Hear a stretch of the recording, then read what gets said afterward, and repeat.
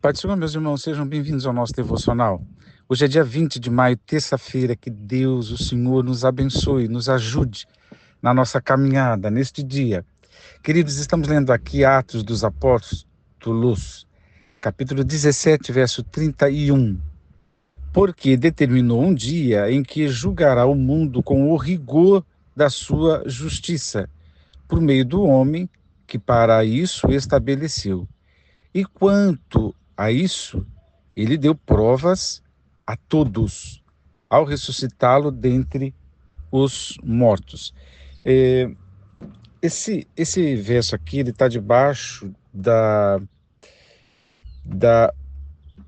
de uma outra declaração, não do Paulo apóstolo, mas do próprio Jesus, né? Quando a gente lê lá nos evangelhos expressões, e mais de uma vez, né? Quando ele disse, por exemplo, que o pai não ia julgar, mas que o pai tinha dado ao filho a questão do julgamento. Ele disse, o pai a ninguém julga, mas outorgou ao filho, deu ao filho, né, a questão de julgamento. Isso, na boca, a gente sempre tem que lembrar dos ouvintes originais, né? Isso na boca de um judeu vindo de Nazaré, né? Que não é lugar da onde veio nenhum profeta, não é um lugar que está no circuito, né, de pessoas renomadas, um lugar de pobreza, um lugar afastado, um lugar inglório, né? Vindo da boca, aos, melhor dizendo, chegando aos ouvidos de judeus que estão esperando um Messias mais valente, né? Mais político, desbravador, que vai fazer a virada da questão político-social, que vai dominar Roma. Então, Jesus vai falar de julgamento e de julgar todas as coisas. E as pessoas não aceitavam. Bom, já não aceitavam a sua identidade. Não aceitavam que é como se Jesus estivesse usurpando o lugar deles de professores da lei e tudo mais. E que conversa é essa? Todo o papo dele, segundo os fariseus e mestres da lei, é papo herético. Porque ele diz ser Deus, ele diz ser o Messias, diz ser o Filho do Homem, e diz coisas arrogantes, né? E, enfim, não cabia nos ouvidos. Bom, Jesus fez essas declarações e nos ouvidos, repito, dos judeus, ele não passava de um herege, de um impostor. Assim como surgiram antes outros que fizeram levantes e campanhas e se auto-intitularam Messias e por aí vai. Na cabeça daqueles homens, Jesus era mais um, apesar de todas todos os apontamentos proféticos acerca de Jesus, né? Inclusive o fato dele vir de Nazaré, né? Porque está escrito, ele será chamado Nazareno, né? Bom, ignoraram tudo isso, ninguém aceitava. O apóstolo Paulo, na pregação lá em Atenas, ele retoma essa doutrina. Então, o que fica como doutrina para nós? O que é acertado dizer? Que Jesus Cristo vai ser o juiz, ou é o juiz que Deus estabeleceu para julgar vivos e mortos, para julgar todas as pessoas. Aos crentes, Cristo julgará no seu tribunal, né? E não é para condenação, mas é uma avaliação para louvor ou censura. Cristo julgará as nações, isso é um recorte escatológico, no futuro isso vai acontecer, não muito diferente do ofício profético no passado, aonde os profetas se levantavam e emitiam julgamentos às nações e tinham fiel cumprimento, né? Então, Deus já fez isso na história e fará por meio de Jesus lá adiante. E Cristo há de julgar lá no trono, chamado trono branco, todos, porque todos vão ressuscitar, uns na primeira ressurreição e outros na segunda. Na primeira é uma ressurreição gloriosa, na segunda é uma ressurreição em glória para receber veredicto final, né? Sentença ou declaração final, porque condenação, o que não crê já está condenado, segundo as próprias palavras de Jesus. E a gente não gosta muito desse assunto, porque não, é terrível. Quando eu digo a gente, é o ser humano, a gente não gosta de estar subjúdice, a gente não gosta de estar debaixo de avaliações. Aliás, a gente não gosta nem de crítica, né? Eu acho muito engraçado que as pessoas falam na internet, né? Ah, não me venha com essa história de crítica construtiva, porque eu não estou construindo nada. Então, a gente não gosta de crítica ácida, construtiva, a gente não gosta de crítica. E eu acredito que é impossível a gente ser avaliado, criticado, censurado, sem mexer com alguma coisa dentro de nós, né? Eu acho que não tem ser humano que não fique balançado é, quando fica assim, na vitrine, exposto. E é por isso que tem gente que enlouquece com críticas e quando eles se tornam figuras públicas, portanto famosos, alguns não sabem lidar, outros sabiamente não leem mais. Viu que a coisa é assim, que tem crítica, que tem ofensa, que tem ataque verbal, né?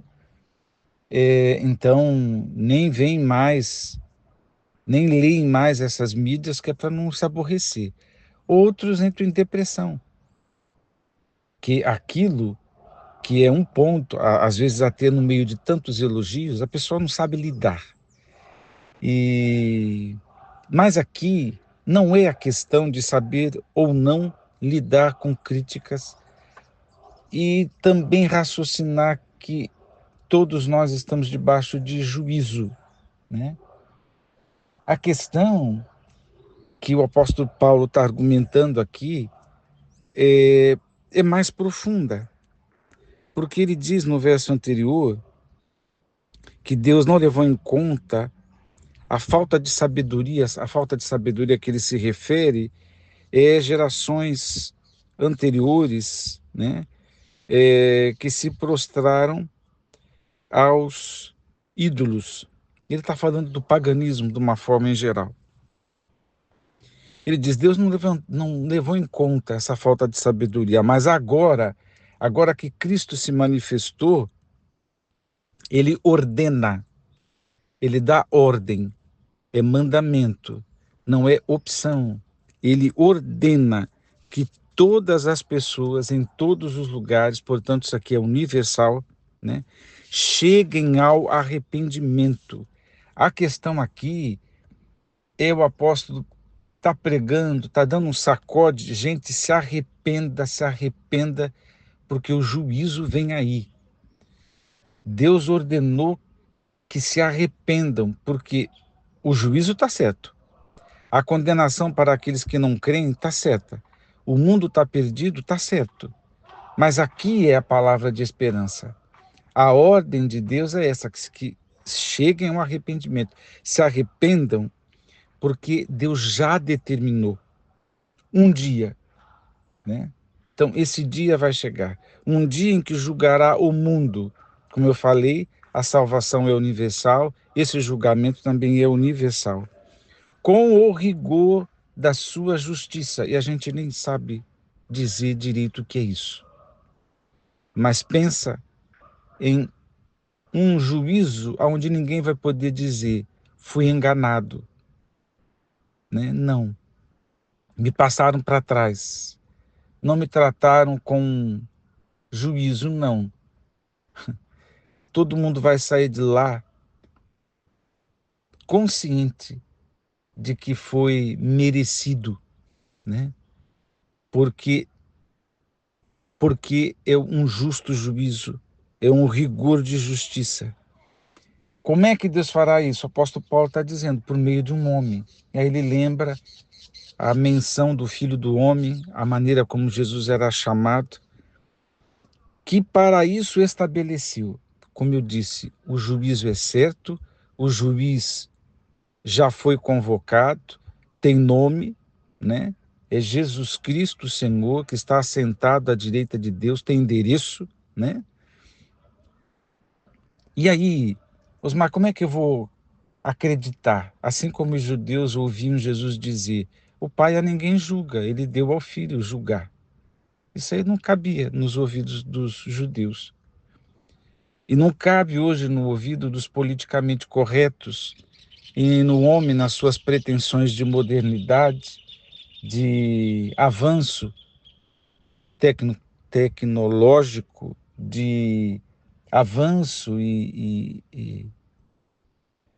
prosperidade e uma série de coisas que os homens vão achando que é tudo por conta deles, né? Não cabe mais alguém querer me censurar, alguém dizer que eu vou ter que prestar contas, alguém dizer que eu vou ser julgado. Não, mas aí o apóstolo Paulo está dizendo, se arrependa, porque o juízo é certo, o juiz já está preparado e Deus deu prova que o juízo vem e que o juiz está preparado quando ressuscitou Jesus dentre os mortos. Essa é a prova, essa é a evidência. Ah, eu não acredito. Ah, você não acredita? Então você também não acredite que Jesus ressuscitou. Só que a ressurreição de Jesus é indubitável. Não tem argumento, nem do diabo, nem de, de ateu, de agnóstico, nada disso.